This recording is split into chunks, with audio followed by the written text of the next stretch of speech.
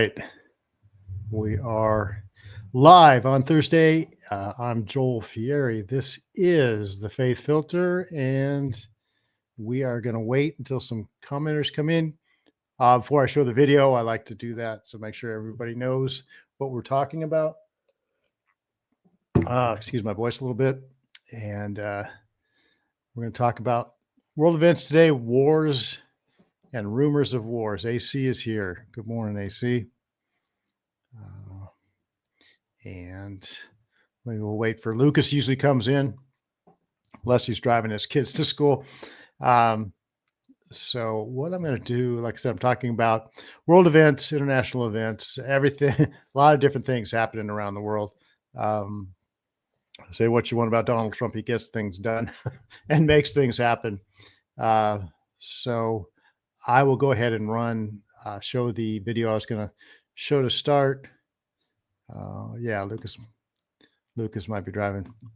So, all right, we'll get this going here. This is from CBN, and these guys are talking about in Nigeria, another 160, 170 or so Christians were killed by Islamic militants. And so we had talked about that a few months back, about how these are our Christian brothers and sisters suffering persecution. Is probably the most persecuted spot in the world where Christians are facing the most persecution. I think they said 7 out of 10 Christians that will die for their faith will die in Nigeria. So this is from, like I said, CBN, and they're talking about it. And so we'll just get their take on it here. Other issues. It's anything but what's actually happening, which is Christians being martyred for their faith. And I go to Hebrews 13. Continue to remember those in prison as if you were together with them in prison, and those who are mistreated as if you yourself were suffering. And I'm going to come across a little preachy, but I'm actually preaching to myself.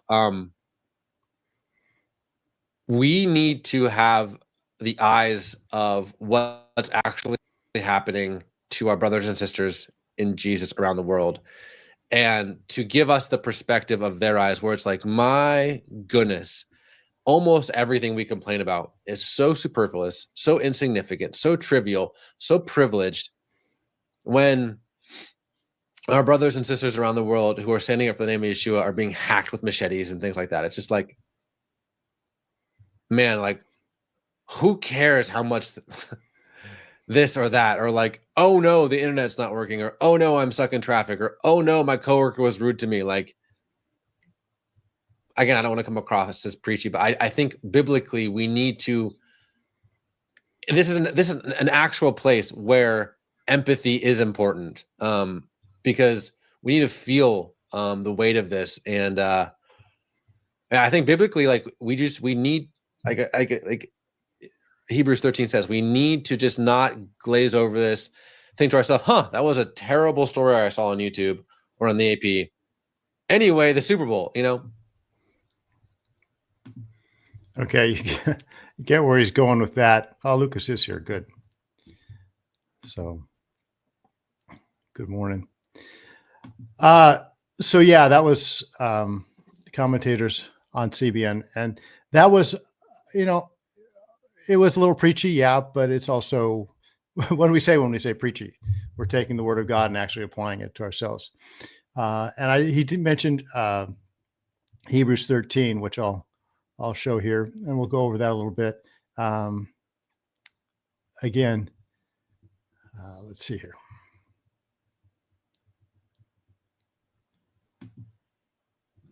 Yeah, so I'll stop that screen.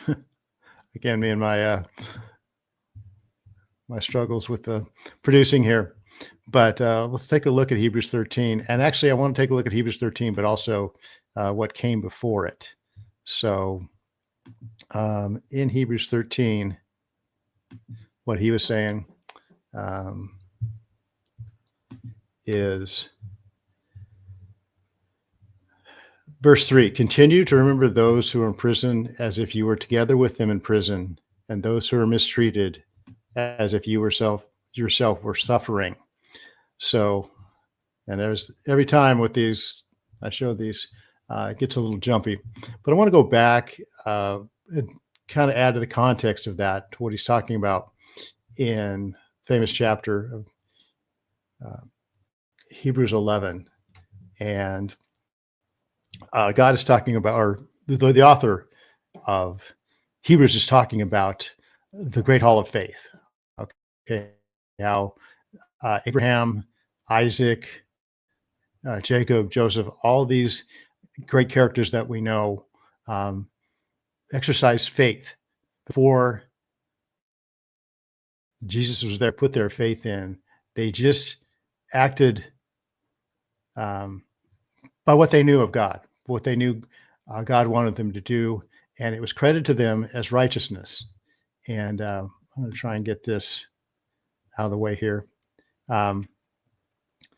So, and in verse 32, it says, "And what more shall I say? Do I not have time to tell you about Gideon, Barak, Samson, and Jephthah?" Well, okay. Who through faith conquered kingdoms, administered justice, and gain. Okay, that's, try something else here. All right, sorry about that. My screen is jumping all over the place and I can't read that. But anyways, it talks about how these people suffered. They lived in caves. They were tortured. And they suffered all kinds of things. And we don't even know who they were. But they suffered all this in expectation for the reward that they were going to receive in eternity, basically with God. All they had was a promise. All they had was, God saying, "Hey, this, because you know me, because you're children, this life is not all there is. We don't live for this life. We live for the life in the future." And because of that, they were able to endure all these horrible injustices. So I'm going to try to see if this one's better, but I wanted to put up what they were talking about, where more extremist killings in Nigeria and I know in I think it was Christmas Eve that Trump did initiate some strikes against the Islamic militants, and he promised that there would be more if they continued this, and it looks like they have continued it. Again, my technology is really slow. I apologize, but hopefully it's up. Islamic militants killed at least 162 people in attacks in 2 villages in Nigeria, lawmakers say. So, again, armed extremists killed at least 162 people during attacks on 2 villages in Nigeria, one of the deadliest assaults in recent months. One group estimated that the death toll could be higher. So, again, maybe there will be more strikes. But really, of all the things in the world happening, this seems to be the one that we're most powerless to stop.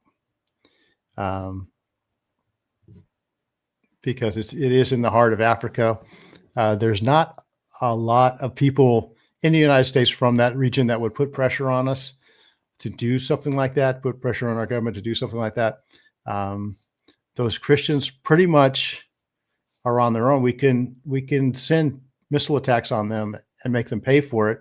But these are Islamic extremists. They love death more than they love life. So they love killing infidels. They love killing people that aren't of their faith.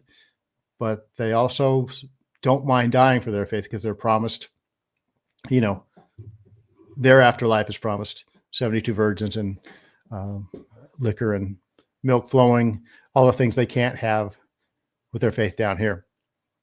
So with those Christians, all we can do really is somehow like Hebrews says, somehow consider, like this gentleman was saying, somehow consider that we are suffering with them. And the only thing we can do is cry out to God to help them. And it's kind of a helpless feeling, but hopefully somehow we can put pressure on the government of Nigeria, which is not cooperating at all, which is probably all but happy to have Christians killed in this country. It seems like, because it's not doing anything. I don't know if it's an Islamic government. I assume that it is. I know that half the country is Islamic and half is Christian. So I assume that the Islamic half of the country controls the government of the country. Because I can't imagine that if the Christians were in power, that they would be indifferent to this or actually silently supporting it. So again, it's something that that gentleman from Recipient was saying, it's something we can easily forget. But these are the Christians who are suffering the most. And the Bible does tell us that when the one part of the body is hurting, we all hurt. And we need to treat them as if we ourselves are. So again, most of all, we can pray for them. Most of all, we can remember them. At the very least, we can remember them in our prayers. And again, try and put as much pressure on our government to put as much pressure on their government. So that's, like I said, that's the most immediate thing that I see that's actually an effect on the body of Christ.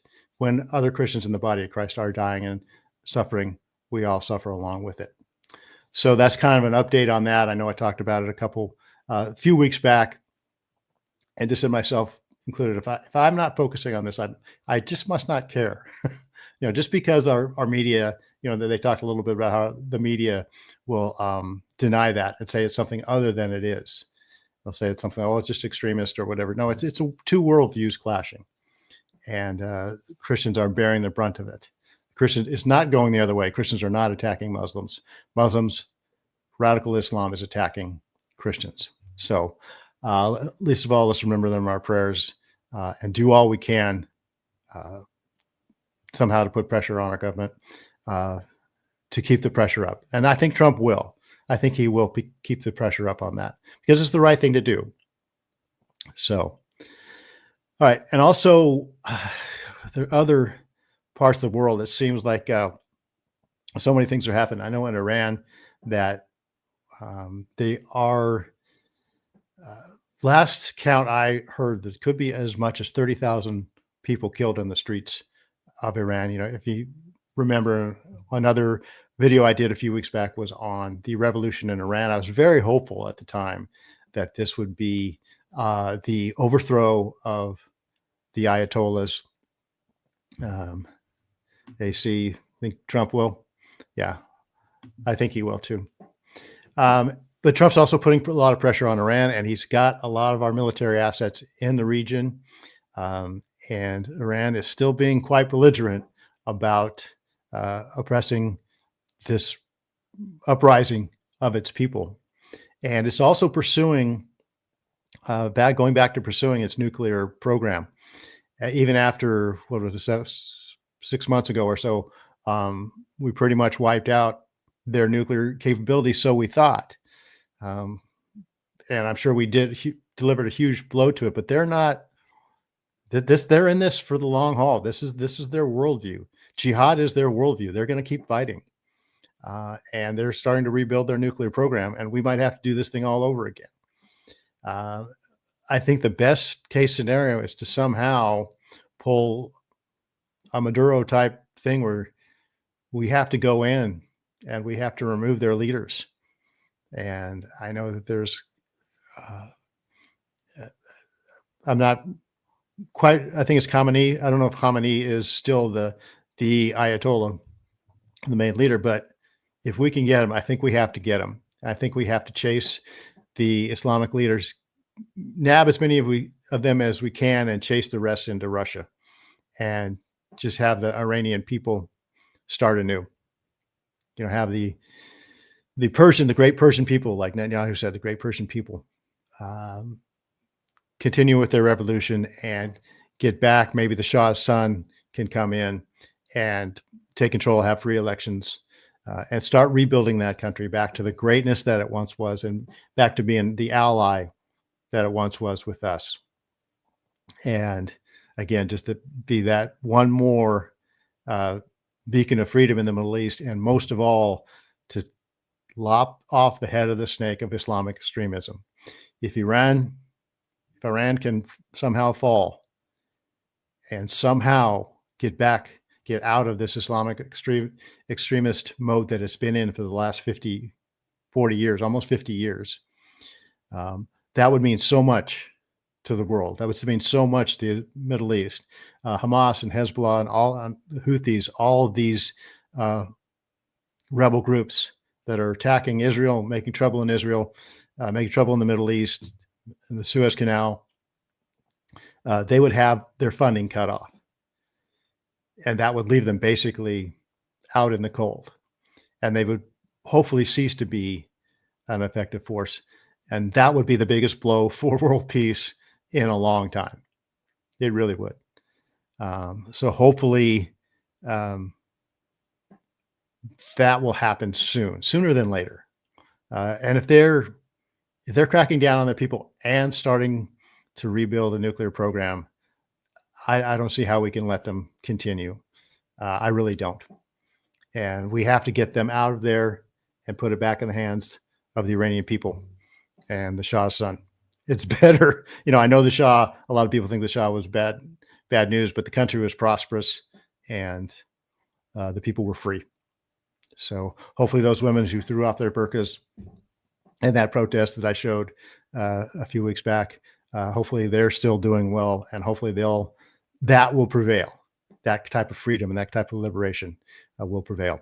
Not only with that, taking down that regime and the head of that snake of radical Islam lead to world peace, it will also do so much for the women of the world, the women in that region who've been under such brutal oppression for the last 50 years.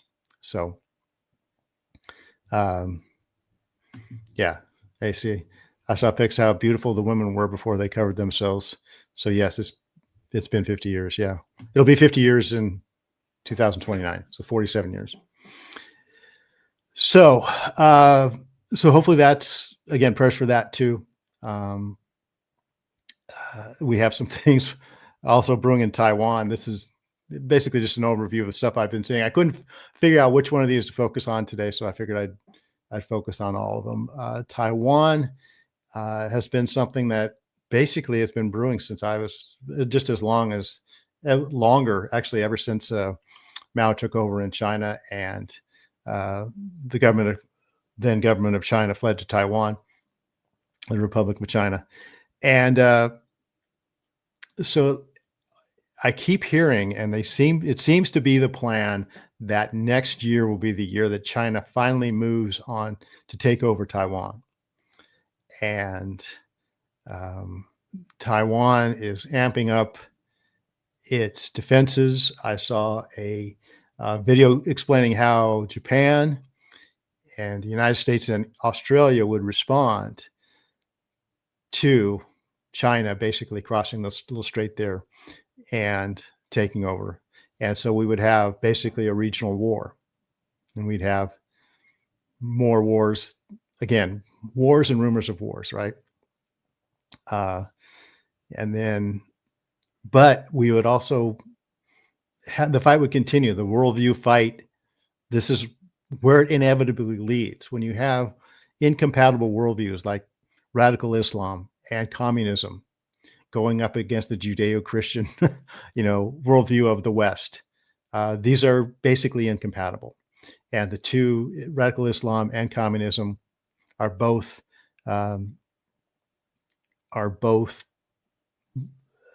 bullies, really, is what they are. Their worldview says conquer and enslave. Our view says liberate, and free. So again, even though ours is not a warlike worldview, we constantly have to deal with these other worldviews. And there will always there's always going to be a conflict between these. So, and then again, the other one was Cuba, and Cuba Trump is putting on a lot of pressure with oil embargoes, and he's pressuring Cuba to, at the very least, let the people who Castro chased out 60 years ago, even 65 years ago, even longer than that, give them their property back. And again, continue reforms in Cuba and maybe abandon that regime. Cuba's a desolate place anyways. Their cars they still have 1950s era cars that are most of all broken down and just sitting there rusting on the street. They have no economy to speak of. And communism is completely failed there, and Trump is right to put pressure on them, ultimately to give up this communist dream that's really a nightmare, and give the people of Cuba back their freedom. And again, it's just another part of the constant battle, but it's one that's really close to our shores. And it's one where we have people. This is why Nigeria is so different. Okay, we have Chinese people here. We have Taiwanese people here. I know one of my best friends is married to a woman from Taiwan. And we have Cubans here in Florida. And Cuba is right there. And Taiwan is right in the middle of some shipping, right by Japan, which is a big ally of ours. Australia is a big ally of ours. Nigeria is in the middle of Africa. So we just don't focus on it. I don't know that there's a lot of Nigerian people in the United States with political power that can put pressure on our government to help. So that's why I think what Trump is doing to try and help those people is pretty admirable. He doesn't have to. There's no political really advantage to him other than just doing the right thing. So, Lucas, yeah. Mark Carney, has he? Canada's bowed. Okay, so we can't count on Canada. But I did want to go with one final verse on this, and hopefully it won't be too jumpy, but I think it probably will. But I'll try it anyways. It's Daniel 2:21, and let's see. Yeah, now I'm being real. There we go. And I'm going to assume it's up there even though I don't see it. So Daniel 2:21 starts with 2:20. Praise be to the name of our God forever and ever. Wisdom and power are his. He changes times and seasons. He deposes kings and raises up others. He gives wisdom to the wise and knowledge to the discerning. So, control. Oh, did it go up? It did go up. Okay. So God is in control. You can say Trump is doing this, a lot of these things, which he is, but God is really using him. It's God who changes the times and seasons. It's God who deposes kings and raises up others. Okay. And again, it's something we have to be wise and discerning about in how we react to this, how we view this. Okay. Here we go. I'm back. Yeah, Cuba, it has been dark. Yes, I hear the government shuts down their electricity during the day sometimes. Yeah, even at night, I've seen that there's been darkness going over Cuba. If that isn't an allegory, I don't know what is. Darkness over Cuba. So, but that's how, Cuba was, again, it wasn't a perfect place to be. Again, the mob pretty much owned it or was working with it, and they were on their way to pretty much owning Cuba. So Cuba wasn't exactly, it was a paradise. It was a playground for the rich back in the 50s. But it was headed in a bad place, but it really, really got to a bad place when Castro took over. And again, the naive left. I wasn't quite born yet, but the stories of that revolution where, everybody, all the right people in the United States supported it because communism was this great liberal thing and Castro was this revolutionary against a corrupt government. And everybody celebrated when he took over until they started lining people up in the football stadiums and shooting them. And then all of a sudden, the liberals of America got a real taste of what they were supporting. And that's what communism is. And we talked about it before. It's the thief coming to rob, steal, and just kill, steal, and destroy. That's all it does. That's all that's happened in China. And that's why Taiwan, the government of Taiwan, is worth defending, because they're holding out against the worst of the worst. And Iran, that's why it's worth supporting the great Persian people that should be free, that should be, God bless them through King Cyrus years, centuries ago, when he let Israel go back and rebuild the temple, rebuild the walls of Jerusalem. They've had this really sympathetic relationship with God's people, and they're a blessed people, and they deserve to be free again. And so hopefully God can do a work among them, and hopefully he is through this revolution, and we should be supporting that.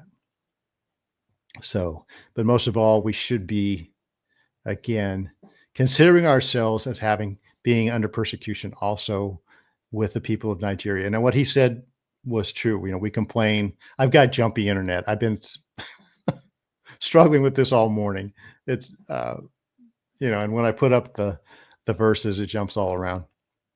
And I have to remember not to use that site, but that's what I complain about. That's what we complain about here.